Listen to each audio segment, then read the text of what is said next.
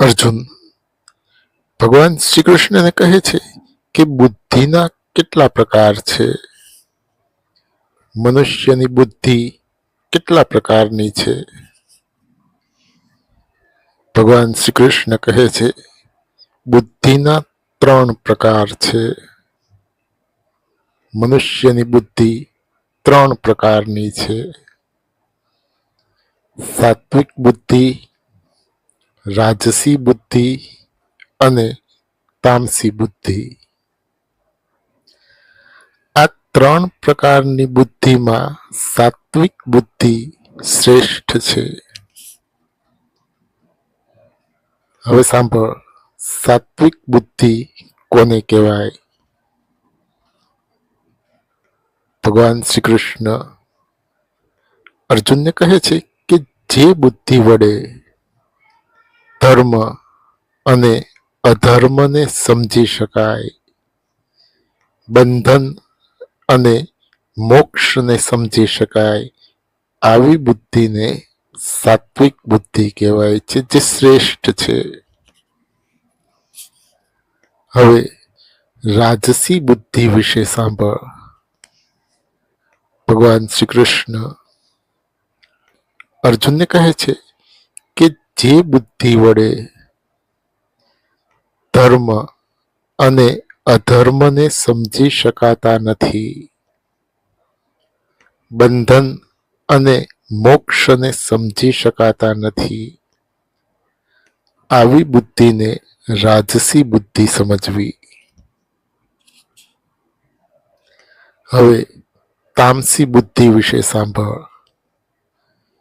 ભગવાન શ્રી કૃષ્ણ અર્જુનને કહે છે કે જે બુદ્ધિ વડે અધર્મને ધર્મ સમજી લેવાય છે, બંધનને મોક્ષ સમજી લેવાય છે, આવી બુદ્ધિને તામસી બુદ્ધિ સમજવી, જે નિમ્ન કોટીની છે.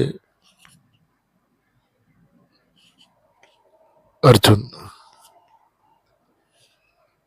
ભગવાન શ્રી કૃષ્ણને કહે છે કે જ્ઞાનના કેટલા પ્રકાર છે?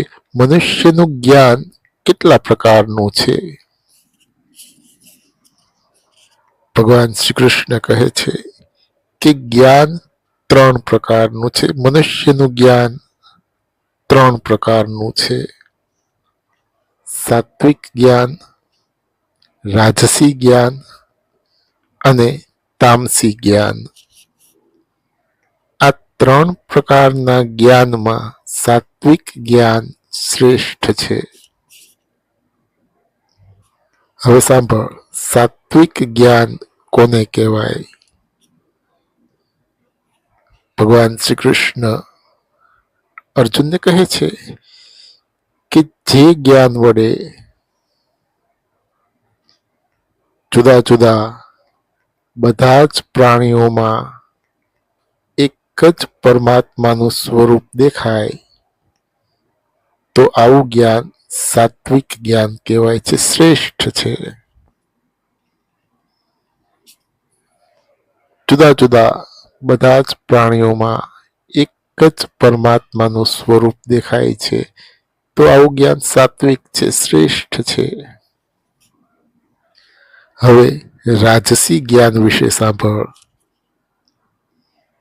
ભગવાન શ્રી કૃષ્ણ અર્જુનને કહે છે કે જે જ્ઞાન વડે જુદા જુદા બધા જ પ્રાણીઓમાં પરમાત્માનું સ્વરૂપ જુદું જુદું લાગે, તો આવું જ્ઞાન રાજસી જ્ઞાન કહેવાય છે. હવે તામસી જ્ઞાન વિશે સાંભળ. ભગવાન શ્રી કૃષ્ણ અર્જુનને કહે છે કે જે જ્ઞાન વડે એક જ પ્રાણીમાં સંપૂર્ણ પરમાત્માનું સ્વરૂપ દેખાય, તો આવું જ્ઞાન તામસી જ્ઞાન કહેવાય છે. આ 3 પ્રકારના જ્ઞાનમાં સાત્વિક જ્ઞાન શ્રેષ્ઠ છે. અર્જુન ભગવાન શ્રી કૃષ્ણને કહે છે કે સુખના કેટલા પ્રકાર છે? મનુષ્યનું સુખ કેટલા પ્રકારનું છે? ભગવાન શ્રી કૃષ્ણ કહે છે કે સુખના ત્રણ પ્રકાર છે. મનુષ્યનું સુખ ત્રણ પ્રકારનું છે: સાત્વિક સુખ, રાજસી સુખ અને તામસી સુખ. આ ત્રણ પ્રકારના સુખમાં સાત્વિક સુખ શ્રેષ્ઠ છે. હવે સાંભળ, ભગવાન શ્રી કૃષ્ણ અર્જુનને કહે છે કે પરમાત્માનું સ્મરણ કરવાથી, યોગનો અભ્યાસ કરવાથી, પરમાત્માનું ધ્યાન કરવાથી જે સુખની પ્રાપ્તિ થાય, આવું સુખ સાત્વિક સુખ કહેવાય છે, જે શ્રેષ્ઠ છે. હવે રાજસી સુખ વિશે સાંભળ. ભગવાન શ્રી કૃષ્ણ અર્જુનને કહે છે કે ઇન્દ્રિયો દ્વારા જે સુખની પ્રાપ્તિ થાય, આવું સુખ રાજસી સુખ કહેવાય છે. હવે તામસી સુખ વિશે સાંભળ.